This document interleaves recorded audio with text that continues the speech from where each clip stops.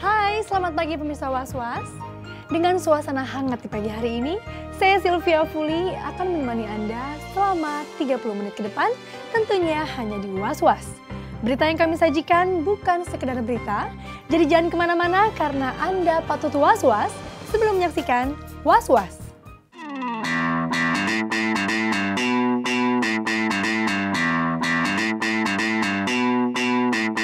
Ungkapan bahwa anak pembawa rezeki benar-benar dirasakan oleh Ayu Ting Ting. Sebab dikala ia hamil besar seperti ini, yang namanya rezeki tiada pernah kering apalagi tergunting.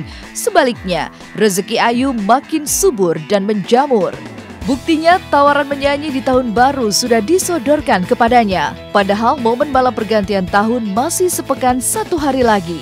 Apa yang terjadi pada Ayu bagai keajaiban, sebab biasanya jika seorang penyanyi wanita tengah hamil besar, manalah ada tawaran bertarik suara.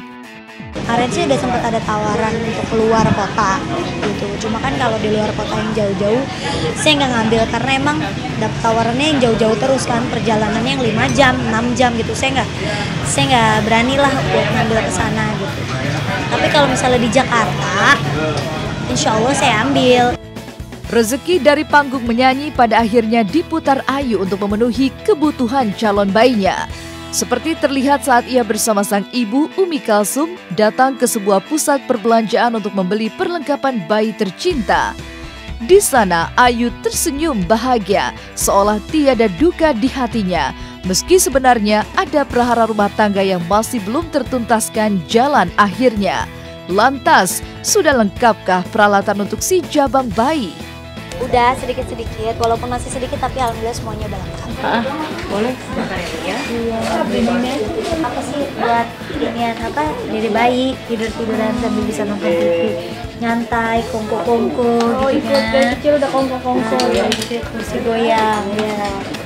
Hah? Ini kagak katanya? Bagus lucu modelnya. Ini gak ada ginian, ini soalnya ada monyet, ada ginian. Ini dong satu. Rame kan mainannya? Beda sama yang bawah ini. Beda. Mau itu Bu, satu. Iya. Oh itu ada musiknya dari 0 bulan. Ada musiknya itu Mbak? Kalau ini sama sih Pak. Tarik-tarik. Iya tapi dia ntar narik mainan. Rusak.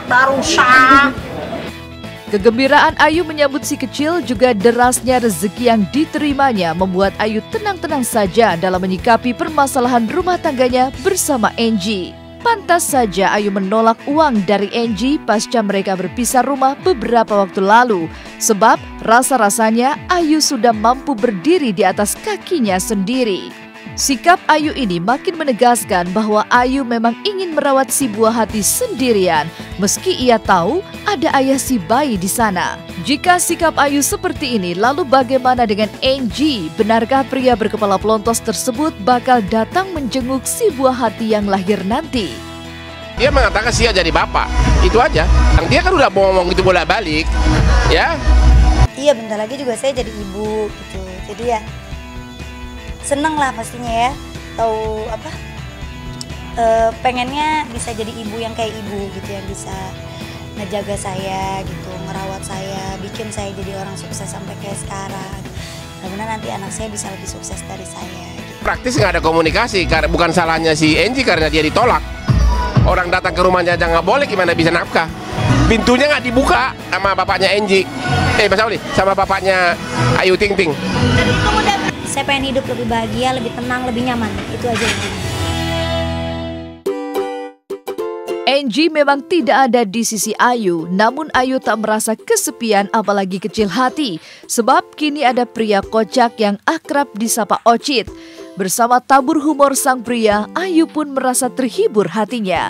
Dari sinilah sang biduan mengalunkan kata sanjung puja kepada tokoh idolanya tersebut. Sebenarnya apa yang membuat Ayu tertarik pada Ocit? Benarkah karena celetukan gurih-gurih nyoy yang kini menjadi tren baru?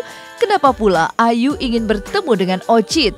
Dan bagaimana sebaliknya dengan Ocit menanggapi Ayu Ting Ting yang memfavoritkan dirinya hingga keinginan untuk bertemu dengan Ocit idolanya? Kayaknya kagak masuk akal kali sih segala pakai ditemuin sama Ayu Ting Ting, yang ngaco aja nggak. Ya elah, orang kayak saya ngacak apa? bukan apa-apa, muka yang begini nih kalau kita bawa ke pasar Parung tawarannya 1.300. Bisa aja dah. Tenang aja ya, karena kata-katanya lucu gitu. Gampang diingat. Terus dia tuh selalu nyiptain kata-kata yang aneh gitu, tapi menurut saya masuk akal gitu ya, lucu gitu, kayak gurih dapet aja gitu. Kalau asin-asin kan kayaknya nggak masuk gitu kan. Jadi lucu gurih nyoy gitu. Alhamdulillah ya, kalau memang itu saya untuk berjumpa sama dia, iyalah berjumpa artinya ya kalau mau ketemu ya namanya dia juga kan sama juga orang Betawi sama kita juga orang Depok juga, Sawangan, tapi kagak jauh beda lah, emang satu provinsi, Depok juga gitu. Aduh, forever is depend to you. Bingung saya menyatakannya. Nggak berisik Bang Ocit mulutnya. Enggak. Ya kalau ada waktu ya mudah-mudahan bisa bertemu gitu. Kalaupun ketemu juga nanti saya bilang ya keren lah aktingnya gitu, nggak dibuat-buat apa adanya. Dan yang bikin saya suka lucu tuh, dia itu kalau acting mungkin karena ngelihat diri dia lucu gitu ya, jadi dia kadang suka ikut ketawa gitu, nggak tahan ketawa gitu. Jadi saya jadi ikut dia juga ketawa tuh yang syuting, apalagi kita gitu kan yang nonton. Seneng aja sih ngelihatnya gitu. Orangnya lucu. Sebagai rasa terima kasih saya kepada Po Ayu, saya mau nyanyi sedikit. Ini lagu kesukaan dari Bapak John F. Kennedy. Itu orang Bojonggede yang biasa makan roti sumbu. Maksudnya tuh Bapak Ono, gua gak tau namanya. Forever to you, my God, Ayu Ting Ting. Forever to you, Ayu Ting Ting. Dari rentetan kisah yang dialaminya, adakah harapan Ayu pada kehidupannya di tahun depan? Tahun 2013 ya pasti ada aja lah ya. Perjalanan itu kan gak ada yang mulus gitu. Jadi pasti banyak cobaan gitu ya. Tapi saya jadiin itu semua pelajaran sih sebenarnya buat saya. Mudah-mudahan tahun-tahun ke depannya saya bisa lebih baik lagi lah. Iya, setiap manusia kan pasti pernah ngerasain sedih, senang, itu kan wajar lah ya. Jadi buat saya ya jadiin ini aja pelajaran lah.